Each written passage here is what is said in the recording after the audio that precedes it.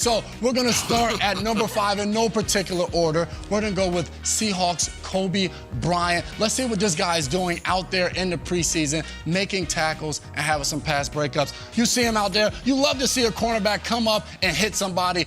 Gunnar Olszewski, the gun show, is able to knock him down. Then he's coming around the corner. He's making tackle after tackle in the preseason. But I want to see more from my corners. I don't want to just see him tackle. I want to see him defend. And as a corner, you have to be able to. Sometimes you're not going to make the play, but you got to be able to bounce back. Here's in week 1 against George Pickens. This is on a little toe tap, a nice catch. Hey, sometimes you line up. Dick LeBeau used to tell me, sometimes you get the bear, sometimes the bear gets you. In this case, the bear got Coby Bryant, but Mamba mentality. He was named after Coby, changed the name a little bit, but you got to be able to bounce back because the very next week, he got an opportunity to make a play against the Chicago Bears in the red zone and save a touchdown. And that's what you got to do. You got to be able to come back, line it up, and make a play. And Mr. Coby Bryant, you made a play. Keep that Mamba mentality and keep it going. Let's move on to number 4. Let's go and visit the Indianapolis Colts and let's check out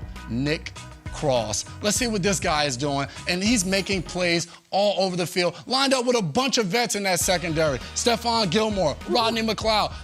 These guys are in the red zone making plays. That takes points off the board, which is a beautiful thing to see. And Nick Cross is getting it done play after play. We're going to see him make more plays in this preseason because he knows how to get it done. And this kid is a diehard Washington Commanders fan. Bet you didn't know that. Grew up in that area, went to DeMatha High School, was teammates with Chase Young. But watch this guy. Can you be physical? Can you play? Get that receiver. We don't let receivers block us. Get the receiver off you and make the tackle. That's what I love to see. But let's see this guy going to work in practice because it's not just the weekends. It's not just on game day. He wants to make plays every time he steps on the field. Let's see what he's doing in practice. A little tip drill, a little diving action, a beautiful catch right there. Get up, you're not in college anymore. Get up and return it. Nick Cross is making plays all over the field. Even the veterans have taken notice to the plays he's making. Here's one of my old teammates, Stephon Gilmore, talking about the impact that Nick Cross has made for that defense. I think he's coming on long well. You know, he's always in the right position. You know, he want to be great. You know, he's fast. You know, he can tackle. He can do it all. So, you know, he don't act like a normal rookie to me. And I think he's going to help us out a lot. Man, those are the things you love to hear when a veteran guy, a former Defensive Player of the Year, is saying he's not like a rookie. He shows up, he's ready to work, and he's making plays. Nick Cross, keep it up. He has a chance to start in that secondary for Indianapolis this season. But let's move right along. Let's head to the Windy City, and let's look at Chicago Bears safety Jaquan Brisker. This guy is all over the field, dealing with a little bit of a thumb injury, but he should be back. These set of 3 plays is going to be his own special 3 and out. He's making plays all over the field. This guy's in tackles for losses. He's breaking up passes. He's doing it all. And that's what you love to see from the Penn State product. He was an All-American at college. This guy is listen to this, one of 8 siblings. So you talk about a team player, knowing how to share, knowing how to get it done. You see Mr. Brisker right here. Whatever you need, he can bring it to you. 3 and out, all by himself. He made play after play for them against the Kansas City Chiefs and is making, this is what you want to see. This guy, if he can remain healthy and get over that thumb injury, he'll be out there for the Chicago Bears in week 1 and he'll be making plays. You love to see it. Look, excitement, it gets me fired up right here in the studio. Keep it going, Jaquan Brisker, but you got to catch those. You got to catch those.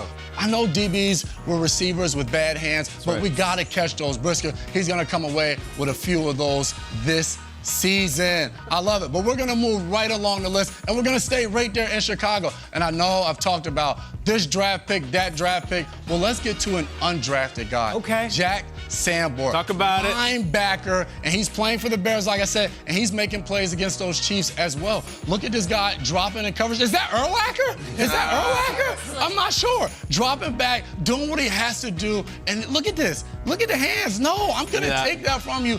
I have a plan to make this team, and I have to make plays and show up every single day. Jack Sanborn, but he's not just catching interceptions, but he also, look at the craftiness of this. Whoop! Get around the guy, make the tackle on the screenplay. That is play recognition. For your young linebackers, you don't want to see them fool. You want to see them read their keys, be able to get to the ball, and be able to make tackles. And you'll see that right there from Jack Sanborn. Undrafted, making plays, but watch how he dissects the run. This guy's a Big Ten guy, went to Wisconsin, had made a ton of plays, but watch him. You're gonna see him highlighted right there. Watch how he reads his keys.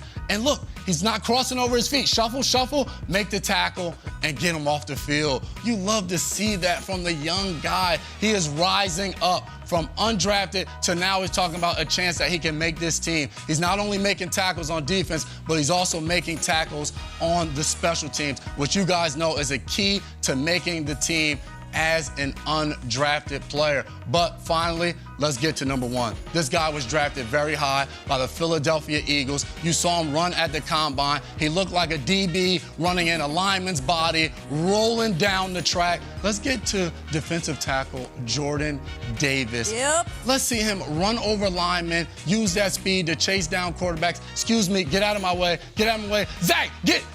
I just ran out of gas a little bit. It's hard for those big guys when you're chasing people down, but you're moving people out of your way. This guy, they showed a clip earlier too. He talked about, there was a clip from practice where he's moving one of his guys backwards and everybody's praising him. He said, hey, but you don't get a chance to see the clips where they're kicking my butt. He said that? I like that. Yes, love this guy. He's hungry, he wants to learn. And look, they're already double teaming him and triple teaming him. Look at all of these people that are trying to block him. Double teams, triple teams.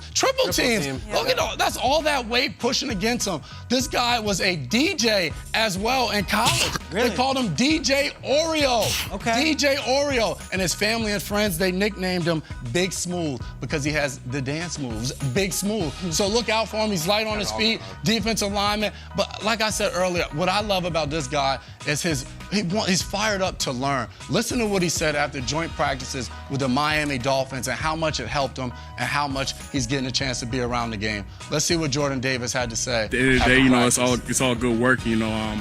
At least the guys I went against, you know, I'm not out here, you know, talking crap or anything. So, you know, they give me some constructive feedback. Literally today, one of their old linemen said I was too heavy. You know, I was cutting inside. So, you know, to be able to hear that and, you know, just see what they see. Because, you know, I can only see from my point of view, but it's here from their point of view.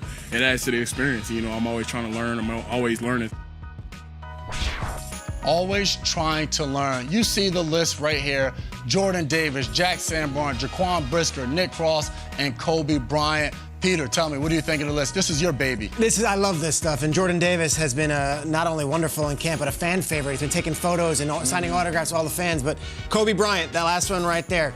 Sauce Gardner got all the love at Cincinnati. Yep. Coby Bryant was older than Sauce Gardner. He's the one that said, I'm not calling you Sauce. You're Ahmad until you earn yourself That's that little nickname. bro.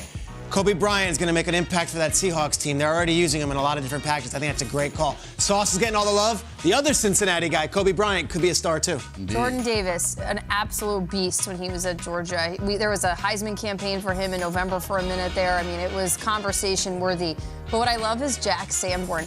He's from a Chicago suburb. Can you imagine going to play at Wisconsin and be able to come back and make a name for yourself? For the Bears, like that must be a dream come true. And the fact that you're talking about him on this list is fantastic. Let's go even further. That Chicago suburb is Lake Zurich, where he was a tackle machine. It's Central Casting. His younger brother still plays linebacker at Wisconsin. His dad played football at Oregon. Here's your comp. We're watching Hard Knocks. This is the Bears' Rodrigo, where you put him out there and he makes every tackle. Doesn't have the measurables. Who cares? There's already like this storm building for Sanborn in Chicago, undrafted guy. And by the way, the fact that Ryan Poles, the new GM, has two guys up on your list, pretty encouraging for Bears fans. Absolutely, that's for sure. very encouraging. Love it.